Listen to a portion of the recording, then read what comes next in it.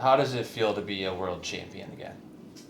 It feels pretty good to be a world champion again. 2019 was now 5 years ago, so kind of lost what it felt like to be on top, but really excited to have the opportunity, and not too many people get to say they're a world champ, so I'm really excited to be one.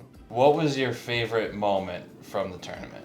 My favorite moment from the tournament was during the gold medal game when it finally started to set in that we were probably going to win the game, and just kind of flipping that switch from being really dialed in and having an intense environment and making sure that you're doing everything you can to win to being happy and being relieved that we are going to win. So I think just like kind of switching those gears late in the game when there's 2 or 3 minutes left was probably the most exciting moment for me.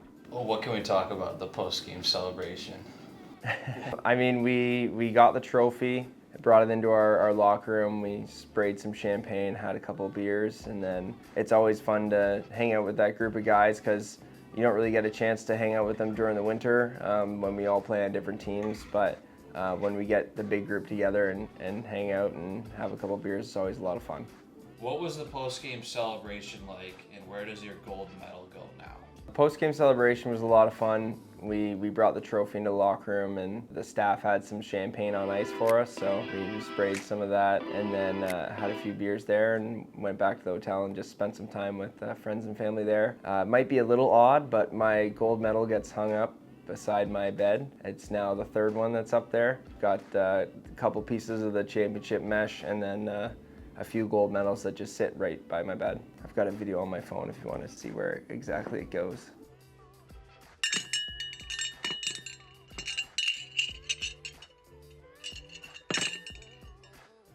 So typically this is going to sit above my bedside table, and this will sit right beside it. This will go right back in the nail right beside my bed.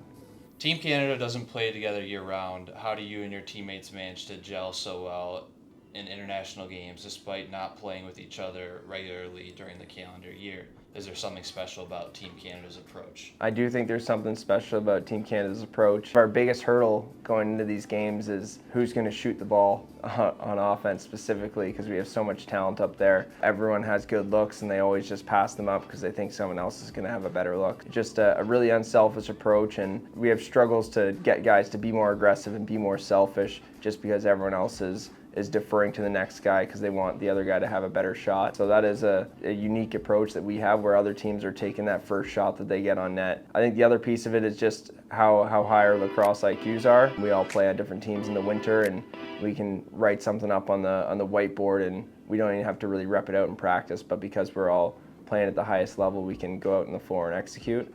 And then I think the last piece is just how we enjoy each other's companies. We go and we play cards after the games, and we're getting brunch together and all that sort of stuff. I think it goes to show that we care about each other when we go on the floor and execute and end up in a gold medal. What role has your partnership with Warrior and using Warrior products played in your development as an athlete, specifically in box lacrosse? How have our products contributed to your performance getting here to this stage with the multiple gold medals? Warrior's products are second to none. I've been saying that for years, and their box-specific stuff is very key to our success on the floor. And to take it a step further, just their buy-in to me as an athlete individually has been huge and allowed me to spend way more time on the field and in the gym and getting ready for that next World Games. So they've invested in me as an athlete, and it's proven to be successful in my second World Championship now. What advice would you give to a young lacrosse player aspiring to compete at this level in the box game specifically? First of all, you're going to need to make sure you're always having fun in the game. There's going to be times where you're very frustrated when you're not picking up on things that some people already have a handle on in the box games, and perseverance to break through those barriers would be very key. To be able to keep the game fun and keep that stick in your hand and make sure you're always working on your wall ball and shooting, passing, and everything like that, because stick skills are the number one thing that'll get you to the next level. Where do you see the game of box lacrosse going over the next few seasons? I think that we're the next major league. It's our slogan, and I hope it rings true here, but everyone that watches the game always has a great time. It's very exciting, very fast-paced, and there's no one that I've ever talked to that's left a lacrosse game for the first time that says, oh, that sucked or that was boring. We get more eyeballs in the sport. I think the sky's the limit for us, and you see growth everywhere, and I just want it to continue. Fresh off the World Championships, this is the biggest tournament that we've ever had. There were 38 teams there between the men's and the women's.